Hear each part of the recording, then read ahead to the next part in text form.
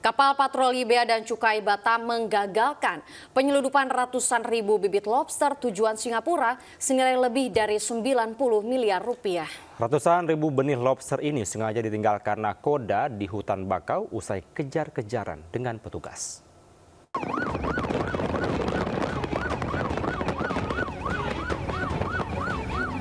Bak di film action, aksi kejar-kejaran antara petugas Bea dan Cukai Batam dengan penyelundup terjadi di perairan Pulau Panjang, Tanjung Balai, Karimun, Provinsi Kepulauan Riau. Kapal cepat yang diperkirakan melaju di kecepatan 55 knot ini akhirnya menyerah dan kandas di hutan bakau. Sayangnya 2 orang yang sebelumnya terdeteksi berada di dalam kapal ikut menghilang di kegelapan malam. Kapal cepat yang disergap petugas Bea dan Cukai Batam ini ditemukan di antara hutan bakau dengan muatan 80 box berisi bibit lobster jenis pasir dan mutiara dengan nilai mencapai lebih dari 90 miliar rupiah. Diduga ratusan ribu bibit lobster ini berasal dari Jambi dan akan dibawa ke Singapura secara ilegal melalui jalur laut. Ciri-ciri sebagaimana diinformasikan melintas di perairan Moro. Kemudian personil kita, tim operasi segera melakukan pengejaran. Usai diamankan, petugas kemudian langsung lepas liarkan kembali bibit lobster ke habitatnya. Para pemilik lobster masih dalam buruan petugas. Dari Batam, Kepulauan Riau, Gusti Yonosa melaporkan. Pemirsa, ditinggal keluarga nonton karnaval, sebuah rumah di Jember terbakar. Ya, ironisnya seorang kakek yang saat itu sedang berada di rumah tersebut tewas terbakar. Kebakaran diduga dari api rokok yang menyala dan mengenai kasur.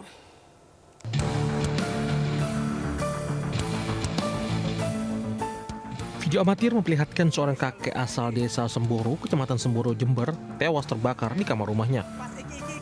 Terlihat korban dalam kondisi terlentang, sementara tetangga korban tak berani untuk mengevakuasi korban lantaran kondisi kamar korban masih ada api. Api pertama kali dilihat warga memumbung di atas rumah korban. Warga saat itu sedang melihat karnaval langsung berhamburan menuju rumah yang terbakar dan dengan alas adanya kemudian beramai-ramai memadamkan api. Saat terjadi kebakaran, keluarga korban juga diketahui sedang menonton karnaval. Polisi yang datang langsung melakukan penyelidikan. Kebakaran kan sebenarnya tidak tahu, artinya ya tahu-tahu saya ada api di atap. Terus?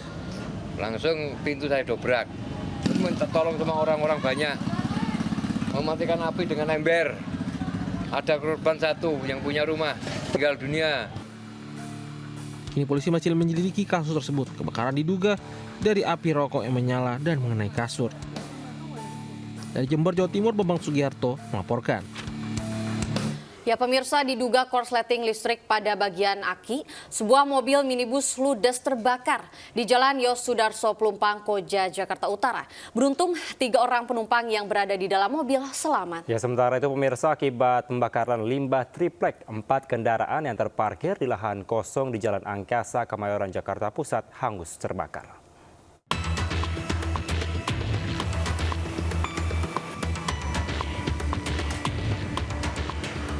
Api dengan cepat berkobar membakar sebuah mobil minibus di Jalan Yos Sudarso, Pelumpang, Koja, Jakarta Utara, Minggu siang. Petugas suku Dinas Pemadam Kebakaran Sektor Koja dengan cepat mendatangi lokasi dan melakukan pemadaman. Kejadian bermula saat minibus melintas dari arah Tanjung Priok menuju Kelapa Gading dalam kecepatan rendah.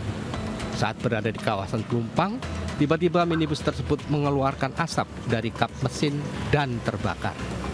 Menurut petugas damkar, kebakaran tersebut diduga dari adanya korsleting kelistrikan pada bagian aki.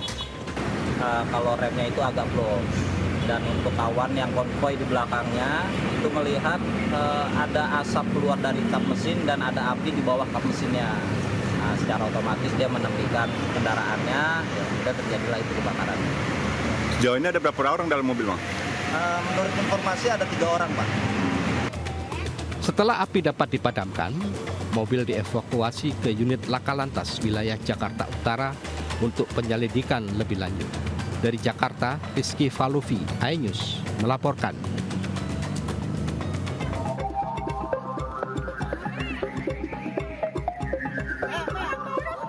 Api berkobar hebat dan membakar sejumlah kendaraan roda 4 dan roda 2 yang terparkir di lahan kosong di Jalan Angkasa, Kemayoran, Jakarta Pusat, Minggu sore. Petugas pemadam kebakaran yang diterjunkan ke lokasi berupaya menjinakkan si jago merah agar tidak semakin berkobar.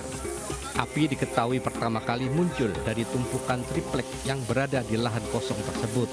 Tiupan angin kencang membuat api menyambar ke 4 kendaraan yang terparkir, di antaranya sebuah sepeda motor, mobil jenis sedan, dan 2 truk box.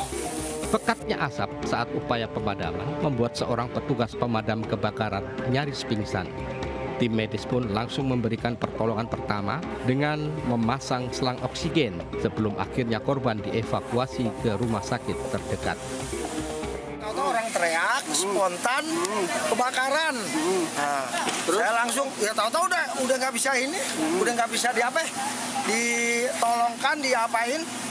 Mobil sama motor juga udah kebakar, mau diapain? Ini rumah atau parkiran, Pak? Ini apa namanya, limbah.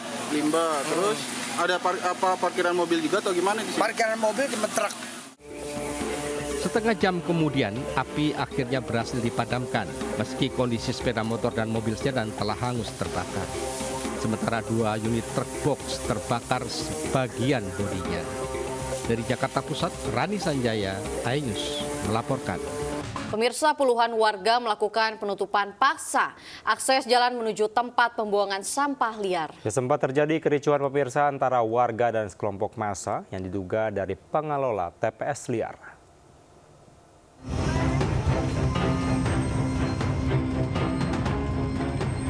Dengan memasang portal permanen, puluhan warga menutup akses jalan menuju TPA liar di wilayah Cinere, Kota Depok, Jawa Barat, Minggu siang. Sempat terjadi kericuhan antara warga dan sekelompok massa yang diduga oleh pengelola TPA liar saat dilakukan pemasangan portal. Namun kericuhan dapat diredam oleh pihak kepolisian yang berada di lokasi. Menurut Dodi Arianto, Ketua RT Perumahan Gria Cineres 2, keberadaan TPA liar sudah sangat meresahkan warga. Pasalnya asap pembakaran sampah sudah mengganggu lingkungan, ditambah bau yang tak sedap dari tumpukan sampah. Hal senada juga diungkapkan Ketua RT Perumahan Panorama Bukit Cinere. Menurutnya upaya penutupan TPA liar sudah ada sejak tahun 2009, namun tak ada pengawasan dan ketegasan dari pemerintah Kota Depok. Yang jelas, Pak, yang dibuangi sampah bukan tanah PT Mega Pisan, itu aja. Ini tanah siapa? Tanah siapa? Tanah Garapan. Tanah Garapan, tapi Pak, udah itu aja. Tanah siapa? Ini HGB PT Mega Pisan, tapi sudah habis masa berlakunya. Bau sampah, kami korban sampah. Kami korban bau sampah. Kami korban bau sampah. Oh, saya masyarakat sini. Kalau Bapak bicara masyarakat, saya bicara masyarakat. Ada kebakaran hebat juga, sudah sampai waktu itu para petugas sudah datang, damkar, polisi, kemudian tentara, Pemda juga sudah datang, tapi nggak ada tindak lanjut yang nyata di sini. Dan sekarang dampaknya sudah semakin meluas. Dulu hanya wilayah-wilayah tertentu saja yang ngerasainnya, tapi sekarang hampir semua di wilayah sekitar sini, sekitar radius sekitar 10 kilometeran sudah ngerasain asapnya. Sedikitnya ada 9 perumahan di wilayah Cinere yang terdampak dan berharap adanya tindakan tegas dari dinas terkait untuk menutup keberadaan TPA ilegal tersebut yang sudah sangat meresahkan warga. Dari Depok, Jawa Barat, Rizky melaporkan.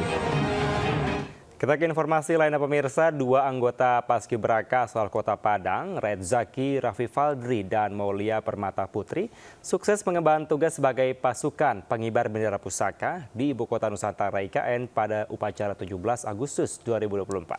Ya, kedatangan mereka pun disambut warga Kota Padang dan diarak keliling kota.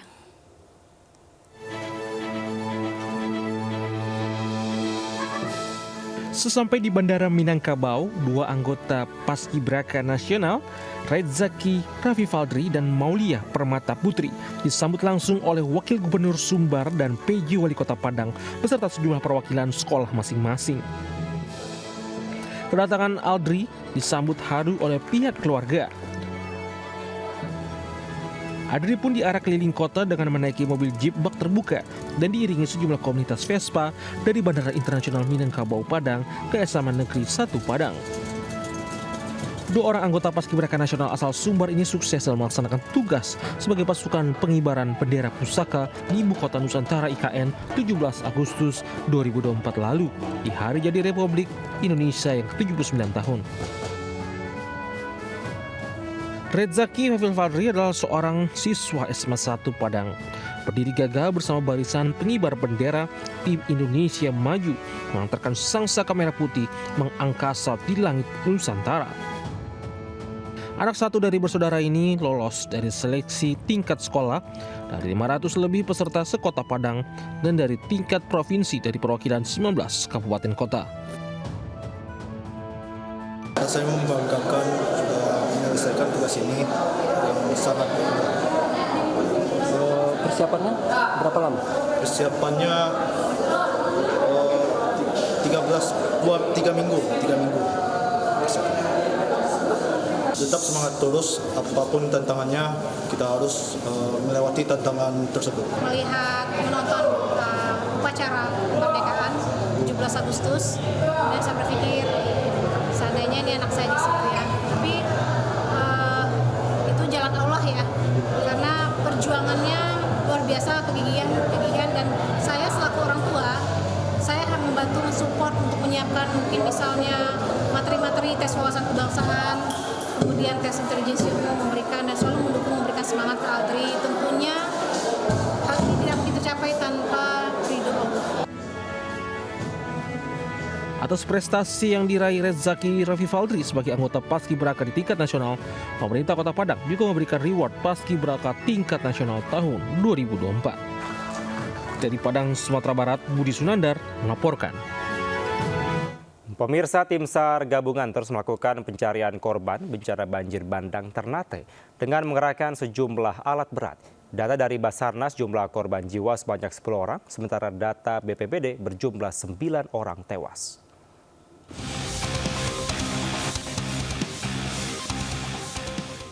Proses pencarian evakuasi korban banjir bandang yang menerjang Kelurahan Rua, Kota Ternate, Maluku Utara terus dilakukan tim SAR gabungan hingga Minggu pagi.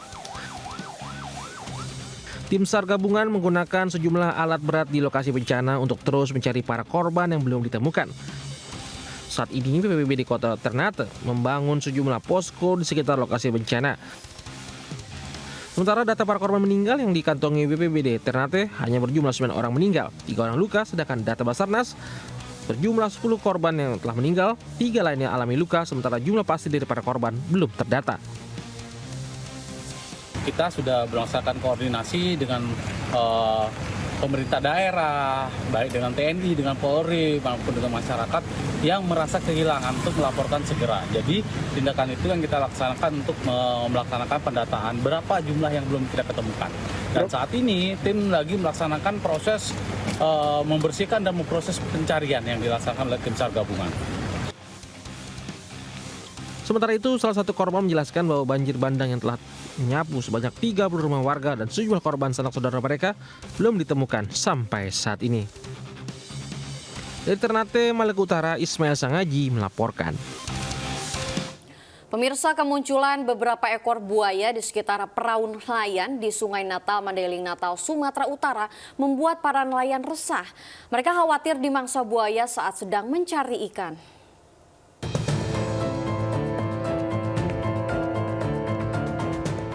Warga merekam kemunculan buaya besar di dekat perahu nelayan di Sungai Natal, Mandailing Natal, Sumatera Utara. Buaya berukuran cukup besar ini terlihat tengah mengincar mangsanya hingga membuat para nelayan setempat ketakutan. Apalagi tak hanya satu ekor, beberapa ekor buaya lainnya kerap muncul di tengah aktivitas nelayan mencari ikan. Buaya itu juga terlihat tidak takut pada kehadiran manusia. Akibat seringnya muncul buaya, banyak nelayan memilih tidak mencari ikan. Bagi para nelayan di sini kerap mencari ikan dengan cara langsung terjun ke dalam sungai. Rasa cemas dan takut karena masa ini terlalu banyak buaya itu yang di tempat kami, tempat perikanan nelayan. Mereka mendesak pihak terkait untuk segera bertindak menangkap buaya tersebut agar mereka dapat kembali tenang beraktivitas normal tanpa dihantui rasa ketakutan. Dari Madinah, Sumatera Utara, Ahmad Hussein Lubis melaporkan. Pemirsa, Komisi 2 DPR RI menggelar rapat dengar pendapat dengan KPU, Bawaslu, Kemenkumham, dan Kemendagri pada Minggu pagi untuk membahas revisi PKPU nomor 8 tahun 2024 dan peraturan Bawaslu yang mengacu pada hasil putusan Mahkamah Konstitusi. Rapat yang semula digelar pada Senin ini dipercepat karena keterbatasan waktu menjelang pembukaan pendaftaran kepala daerah. Jadi kita tunggal hanya membahas soal 2 hari jelang pembukaan pendaftaran pasangan calon kepala daerah yang akan dimulai pada 27 hingga 29 Agustus 2024, Komisi 2 DPR RI menggelar rapat dengar pendapat bersama dengan KPU, Bawaslu, Kemendagri, dan Kemenkumham. Rapat yang semula direncanakan untuk digelar pada Senin dipercepat pelaksanaannya pada hari Minggu pagi untuk memberikan kepastian hukum untuk KPU bekerja. Rapat kali ini Komisi 2 DPR mensahkan rancangan perubahan peraturan Komisi Pemilihan Umum atau PKPU nomor 8 tahun 2024 yang sepenuhnya mengacu pada putusan Mahkamah Konstitusi. Berdasarkan rapat ini, putusan Mahkamah Konstitusi akan diturunkan dalam 3 PKPU dan 3 Perbawaslu. Juga direview ulang dan teman-teman media juga meliput ya. Tadi malam juga secara material kita sudah sepakat bahwa revisi PKPU nomor 8 itu rujukannya alas hukumnya adalah berdasarkan putusan Mahkamah Konstitusi bulat-bulat, strict, tidak ada yang dikurangi, tidak ada yang ditambahi. Jadi mengacu pada putusan Mahkamah Konstitusi nomor 60 dan 70 baik amar maupun penjelasannya. Nah, jadi pagi ini hanya proses formilnya saja. Sementara itu, ratusan buruh menggelar aksi unjuk rasa di depan kantor KPU, menuntut KPU segera menerbitkan PKPU terkait pilkada. Ratusan buruh menggelar aksi unjuk rasa di depan kantor KPU Jakarta Pusat Minggu pagi. Mereka menuntut KPU segera menerbitkan peraturan KPU terkait pilkada yang merujuk pada putusan Mahkamah Konstitusi. Buruh meyakini dengan diterbitkannya PKPU dapat menjadi alat bukti tertulis dari tindak lanjut pembatalan revisi UU Pilkada oleh DPR RI. Masa juga akan kembali menggelar aksi besar-besaran hingga 27 Agustus mendatang. Saatnya dimulai pendaftaran calon gubernur dan wakil gubernur di KPU.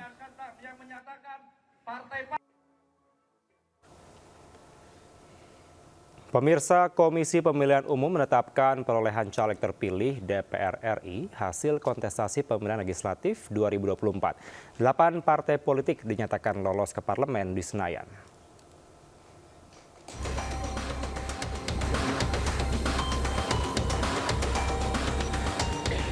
KPU menggelar rapat pleno untuk menetapkan perolehan calon legislatif hasil pemilu legislatif 2024. Penetapan dibacakan Ketua KPU Muhammad Afifuddin di kantor KPU Menteng, Jakarta Pusat.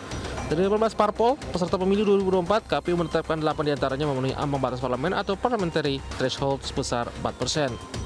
Total 580 caleg telah ditetapkan yang lolos ke Senayan. Dari hasil rekapitulasi, PDIP memperoleh kursi terbanyak sejumlah 110 kursi, disusul Golkar 102 kursi, dan Gerindra 86 kursi. Sementara Partai Demokrat menjadi partai dengan perolehan suara tersedikit dengan 44 kursi. Di sisi lain, 10 partai dinyatakan tidak lolos ambang batas parlemen, yakni Partai Buruh, Partai Gelombang Rakyat Indonesia, PKN, Hanura, Partai Garda Republik Indonesia, PBB, PSI, P3, Partai Umat, dan Perindo. Selanjutnya tadi sejak siang sampai baru saja kita tutup, kita baru saja menggelar rapat pleno terbuka terkait penetapan kursi calon terpilih untuk DPR RI dan DPD RI. Alhamdulillah dengan demikian semua proses rangkaian pemilu legislatif DPD juga sudah selesai. Kita tetapkan kursinya, kita tetapkan calon terpilihnya. Berdasarkan peraturan Komisi Pemilihan Umum nomor 3 tahun 2022, ke-500 caleg ini akan melakukan pengucapan sumpah janji DPR 1 Oktober mendatang. Ini sebagai tanda resmi mereka memulai tugas menyuarakan aspirasi rakyat. Dari Jakarta, Alam Rahmat Abdul Rashid melaporkan. Muhaimin Iskandar kembali terpilih menjadi Ketua Umum DPP Partai Kebangkitan Bangsa periode 2024 hingga 2029. Caimin terpilih secara aklamasi berdasarkan permintaan Dewan Perwakilan Wilayah di 38 provinsi di Indonesia. Dalam muktamar PKB ke-6 ini, Wakil Presiden Ma'ruf Amin juga terpilih menjadi Ketua Dewan Syuro PKB. Muhaimin Iskandar kembali mendapat untuk memimpin PKB sebagai Ketua Umum periode 2024 hingga 2029. Muhaimin ditetapkan sebagai Ketua Umum berdasarkan sidang pleno keempat Muktamar PKB ke-6 dan disetujui oleh seluruh DPW PKB di 38 provinsi di Indonesia. Caimin dinilai mampu meningkatkan kualitas PKB berdasarkan perolehan kursi baik di tingkat kota, provinsi maupun nasional. Dalam jangka waktu dekat, ia bertekad untuk memenangkan pilkada dan menjadi bagian dari masa transisi pemerintahan yang baru. Selain pemilihan Ketua Umum, Muktamar PKB ke-6 ini juga menunjuk Wakil Presiden Ma'ruf Amin sebagai Ketua Dewan Syuro DPP PKB. Muhaimin berharap DPP PKB semakin kuat dengan terpilihnya mantan Ketua MUI ini.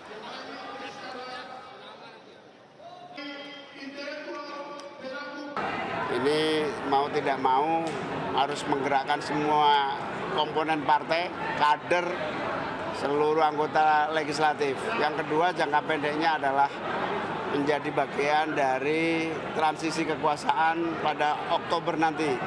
DPRD baru, DPR RI baru, Presiden baru. Pemirsa, Wakil Presiden Ma'ruf Amin menutup Muktamar PKB ke-6 di Bali Nusa Dua Convention Center dan menerima penetapan dirinya sebagai Ketua Dewan Syuro PKB.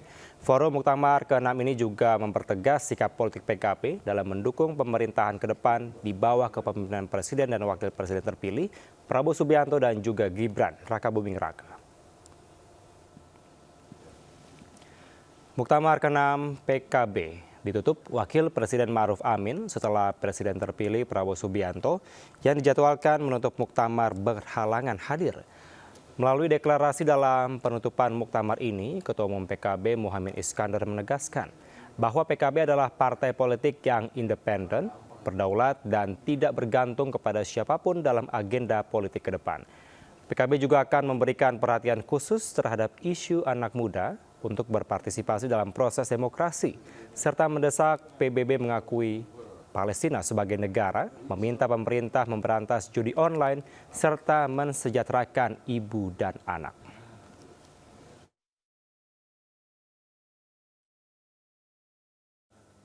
Presiden Joko Widodo menghadiri Kongres ketiga Partai Nasdem di Jakarta Convention Center, Senayan, Jakarta pada Minggu malam.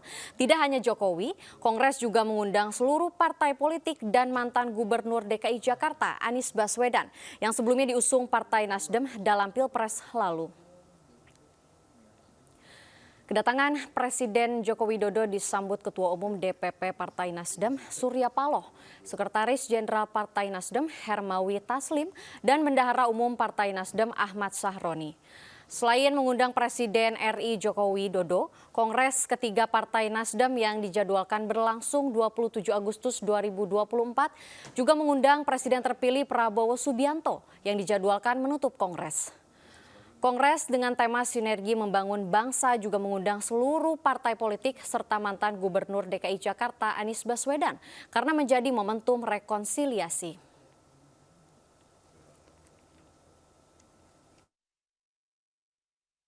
Kita punya cita-cita yang sama, menggapai Indonesia emas di 2045.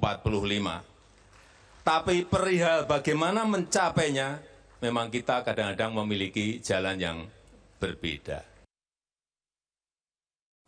Sementara masa pendukung Basuki Cahayapurnama atau Ahok menggelar aksi juk rasa di depan kantor DPP PDI Perjuangan. Masa Ahokers meminta PDIP agar mengusung Ahok di Pilkada Jakarta 2024.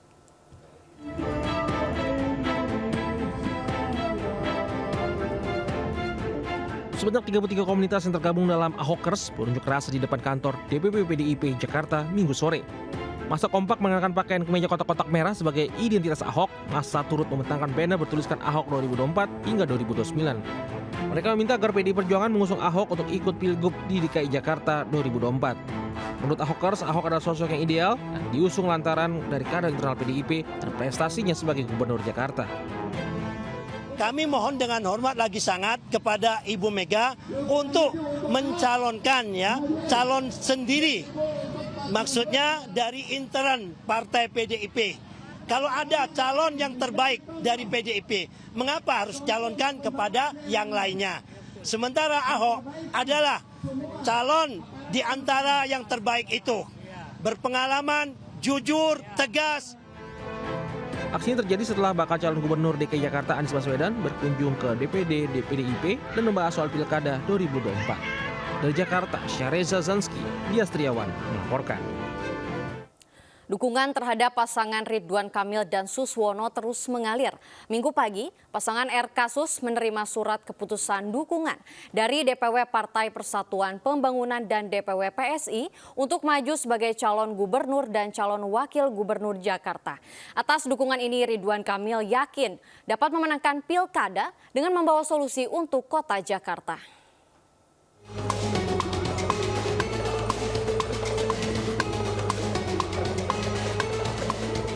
Pasangan Ridwan Kamil dan Suswono menerima surat keputusan dukungan atau B1 KWK dari DPW Partai Persatuan Pembangunan sebagai calon gubernur dan calon wakil gubernur Jakarta 2024-2029. Penyerahan surat rekomendasi P3 ini menandakan dukungan terhadap pasangan Ridwan Kamil dan Suswono semakin luas. Melalui dukungan resmi partai politik, Ridwan Kamil yakin dapat memenangkan Pilkada dengan membawa solusi untuk kota Jakarta. Di sisi lain, Kang Emil, sapaan akrabnya, juga akan membawa program keislaman sebagai representasi hadirnya Partai Islam. Ridwan Kamil juga memperkenalkan nama resmi pasangan Ridwan Kamil Suswono. Maka slogannya kalau melihat Jakarta Baru karena pasca IKN dan Jakarta Baru sesuatu yang akan melompatkan Jakarta menjadi kota global dunia. Pasangan kami sudah disepakati, singkatannya adalah RIDO, Ridwan Kamil Suswono.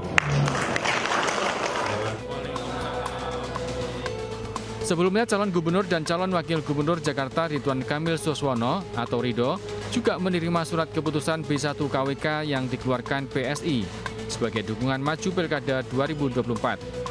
Pasangan RIDO yang sebelumnya telah mendapat dukungan 12 parpol dalam koalisi Kim Plus akan mendaftar ke KPU Jakarta sebagai calon gubernur dan wakil gubernur Jakarta pada tanggal 28 Agustus 2024. Dari Jakarta, Hamzah Hasibuan, Airiansyah, iNews melaporkan. Ya, sementara pemirsa jelang Pilkada Daerah Khusus Jakarta, Anies Baswedan langsung menggelar safari politik. Anies langsung mengunjungi 3 tempat posko pemenangan Partai Buruh di Tebet, Jakarta Selatan, DPD Partai Hanura, dan warga di Kampung Susun Akuarium, Jakarta Utara.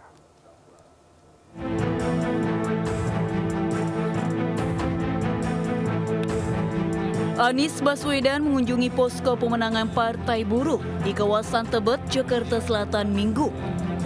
Anies disambut Presiden Partai Buruh Said Iqbal, juga beberapa pejabat Partai Buruh lainnya. Kedatangan Anies ini untuk bersilaturahmi dan membahas mengenai Pilkada Jakarta 2024. Anies juga berterima kasih pada Partai Buruh yang tetap mendukung dirinya untuk dapat bersaing di Pilkada 2024. Selanjutnya di DPD Partai Hanura DKI Jakarta, Anies Baswedan disambut hangat oleh Ketua DPD Partai Hanura DKI Jakarta, Jafar Bajeber. Pertemuan berlangsung selama 1 jam. Anies ungkapkan pertemuan ini sebagai bentuk silaturahmi, diskusi mengenai Jakarta, dan menyamakan persepsi Pilkada 2024. Hanura sendiri akan mendukung calon kepala daerah yang berpengalaman dan memiliki potensi besar dalam memajukan kota Jakarta. Jadi saya sampaikan kepada pimpinan Partai Buruh juga terima kasih karena setelah putusan MK dikawal terus hingga tuntas. Dalam hal ini juga kepada seluruh masyarakat sipil, seluruh gerakan mahasiswa yang memilih untuk turun langsung menyuarakan pandangan menjaga konstitusi, menjaga marwah. Untuk bersilaturahmi dan beliau bersedia hadir pada hari ini. Pada intinya, Partai Buruh mengharapkan Pak Anies bisa menjadi calon gubernur DKI Jakarta sesuai mekanisme keputusan Mahkamah Konstitusi nomor 60 dan nomor 70 tahun 2024. Dan dari beberapa harapan nilai yang disampaikan oleh beliau, tentunya ini menyemangati kami semuanya, menginspirasi kami semuanya, bahwa kami tentunya akan mendukung para calon kepala daerah yang memang berpotensi. Sementara itu, kedatangan Anies Baswedan juga disambut antusias oleh ratusan warga di Kampung Susun Akuarium, Jakarta Utara. Teriakan Anies Gubernur menggema saat Anies hadir di atas panggung untuk mengapresiasi program penataan Kampung Jakarta yang menyabet penghargaan Gold World Habitat Awards 2024 itu. Dalam kesempatan ini, Anies berjanji jika dirinya kembali menjadi Gubernur DKI Jakarta, pembangunan Kampung Susun Akuarium yang sebelumnya telah direncanakan dan belum tuntas akan dituntaskan. Dari Jakarta, Tim Liputan iNews melaporkan. Bakal calon gubernur NTB dari Partai Perindo, Siti Rohmi Jalilah, menghadiri dialog Mata NTB episode 1 di The Dome, Universitas Mataram, Nusa Tenggara Barat. Selain Siti Rohmi Jalilah, 2 kandidat Bacagub NTB lainnya juga turut hadir pada dialog dengan tema denotasi pemimpin NTB 24 hingga 29, Hanes Convention for Better NTB.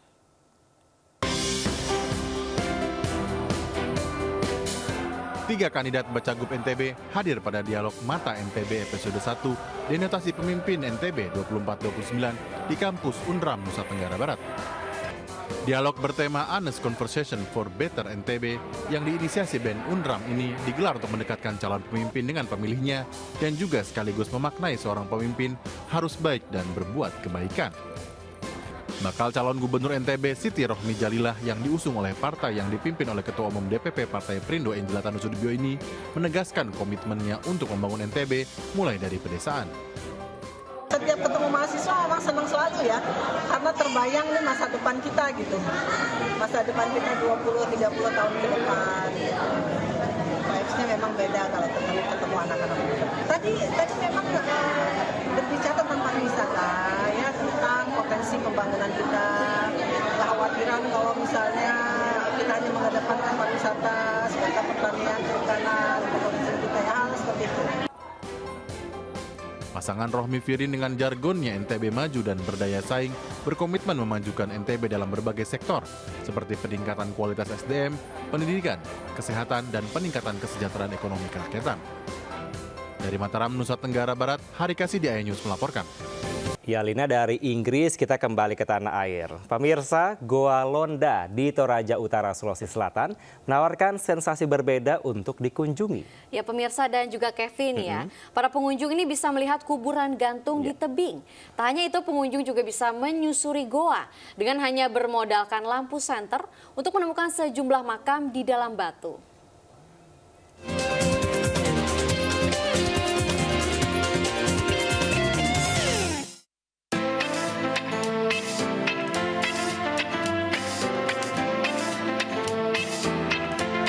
Mau menikmati suasana mistis dan mengunjungi kuburan-kuburan kuno budaya Toraja? Inilah yang ditawarkan wisata Goa Landa di Lembang Sangbua, Kecamatan Kesu, Toraja Utara, Sulawesi Selatan. Setelah menaiki ribuan anak tangga, pengunjung sudah ditunggu sebuah mulut gua menganga. Dengan hanya dibekali lampu petromak, pengunjung diajak menelusuri relung-relung sempit di dalam goa. Goa Londa juga dijadikan tempat pemakaman di mana di dalam goa masih tersimpan peti jenazah dan tulang belulang. Selain itu, pengunjung juga bisa melihat kuburan di atas tebing yang sangat terkenal di Toraja. Wisatawan diajak menyaksikan kuburan yang berada di sela-sela bukit batu cadas dengan posisi tergantung lengkap dengan puluhan patung Tau-Tau. Patung Tau-Tau adalah patung yang dibuat menyerupai manusia yang dikuburkan di tebing batu. Biasanya hanya kaum bangsawan yang dibuatkan patung Tau-Tau. Meski bebas bersuah foto, pengunjung harus sangat berhati-hati memperhatikan berbagai larangan yang ada di tempat tersebut. Kita masuk ke dalam gua ini, kita harus memakai komando yang dengan menggunakan Petromax, karena di dalam gua ini betul-betul gelap. Jadi memang ketika kita masuk ke dalam gua ini harus menggunakan Petromax. Kuburan berusia ribuan tahun ini berada di Lembang, Sungai Sangbua, 7 km arah selatan kota Rantepao. Hotel paling dekat dan bisa dicapai dengan kendaraan umum seperti mobil dan motor. Meski sulit dijangkau, namun terbayar dengan suasana mistis dengan kentalnya keunikan tradisi suku Toraja dan keeksosisan tempat ini. Dari Toraja Utara, Sulawesi Selatan, Jufri Tonapa melaporkan.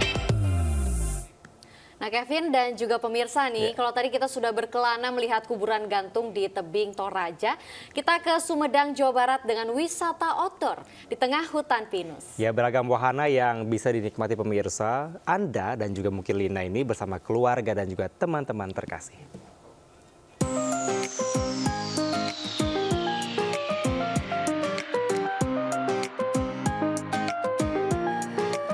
Inilah wahana wisata Kampung Ciherang yang terletak di kawasan hutan pinus dekat aliran Sungai Ciherang di wilayah Desa Cijambu, Kecamatan Tanjung Sari, Sumedang, Jawa Barat. Wisata Kampung Ciherang ini berkonsep outdoor yang pas untuk aktivitas outbound maupun camping. Pengunjung bisa menikmati wahana permainan seru seperti flying fox, sepeda gantung, panahan, kolam renang, dan beragam permainan anak. Suasana hutan pinus dan udara segar yang jauh dari polusi kendaraan membuat pengunjung betah berlama-lama. Di kawasan wisata ini juga terdapat sejumlah titik kolam bundar berundak-undak yang menjadi favorit anak-anak bermain.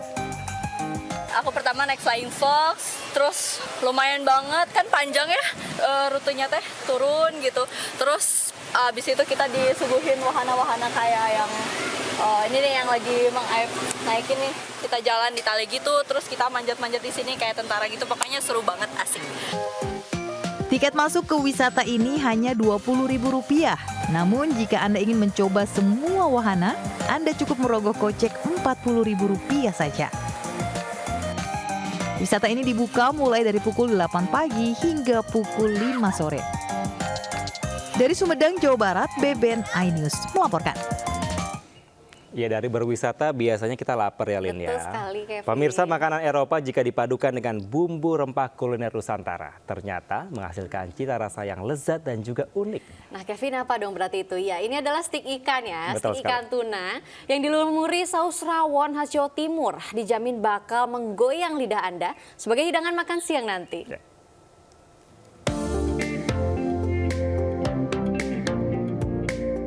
Steak ikan tuna saus rawon sedang hits di kota Semarang, Jawa Tengah.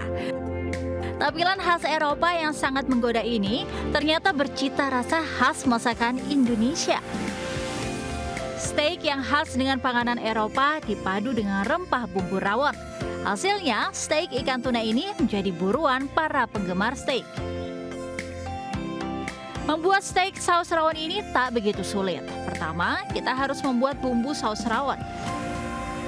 Berbagai rempah khas Nusantara terdiri dari bawang merah, bawang putih, daun jeruk, jahe, ketumbar, kayu manis, cengkeh, keluak, dan serbuk kunyit dihaluskan bersama daun jeruk.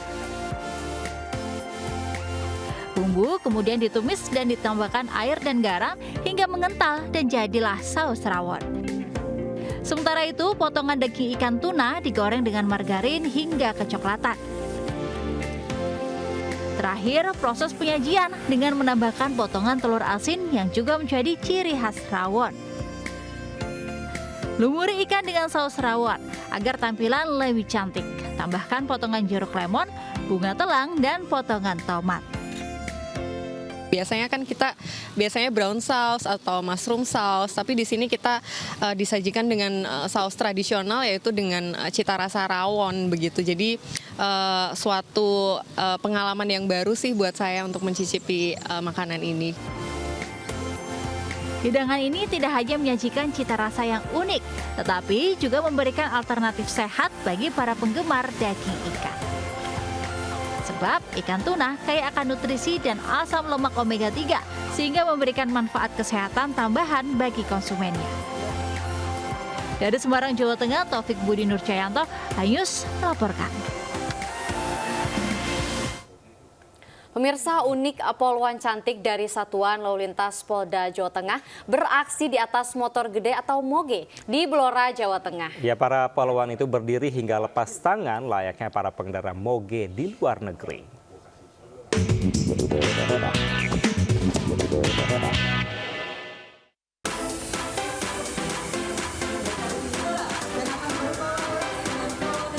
Personel polisi wanita poluan cantik dari Satuan Lalu Lintas Polda Jawa Tengah juga memamerkan kemahiran di acara pawai pembangunan yang digelar di Kabupaten Blora, Jawa Tengah rangka memperingati Hari Kemerdekaan Republik Indonesia ke-79. Tak ragu para poluan ini mampu berdiri di atas motor yang terus berjalan bahkan dengan melepas tangan. Tak hanya itu, mereka juga memamerkan kemampuan mengendalikan motor berkapasitas 1000 cc tersebut. Zigzag, papasan, membuat lingkaran, membuat angka 8 begitu lihai dilakukan tanpa bersenggolan satu dengan yang lainnya. Tepuk tangan penonton pun pecah saat peragaan yang membuat spot jantung berhasil ditaklukkan para personel polisi lalu lintas wanita ini. Sekali, saya baru kali ini lihat ini penampilan yang luar biasa. Lantas Polda dan Lantas Polres Blora. Matur menghibur masyarakat. Untuk tampil seperti ini, para poluan hanya membutuhkan latihan 1 minggu saja. Kemampuan mengendarai motor gede yang di atas rata-rata ini sangat berguna, terutama saat melakukan pengawalan VIP. Dari Blora, Jawa Tengah, Heri Purnomo melaporkan. Pemirsa, perkembangan industri musik yang beralih ke format digital dan streaming membuat para musisi rentan dalam mendapatkan hak kekayaan dan intelektual. Hal ini mendorong Kementerian Pariwisata dan Ekonomi Kreatif untuk melakukan tata kelola industri musik tanah air untuk melindungi karya para seniman musik Indonesia.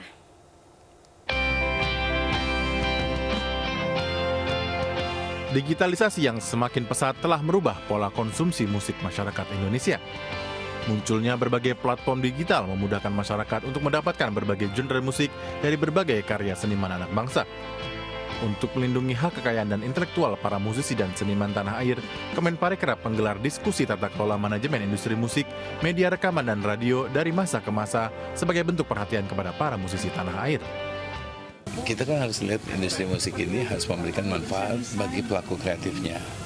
Nah, hak-hak mereka itu harus dilindungi dan kita harusnya duduk bareng untuk memberikan perlindungan baik itu secara hak kekayaan intelektual termasuk pembajakan dan juga hak ekonominya.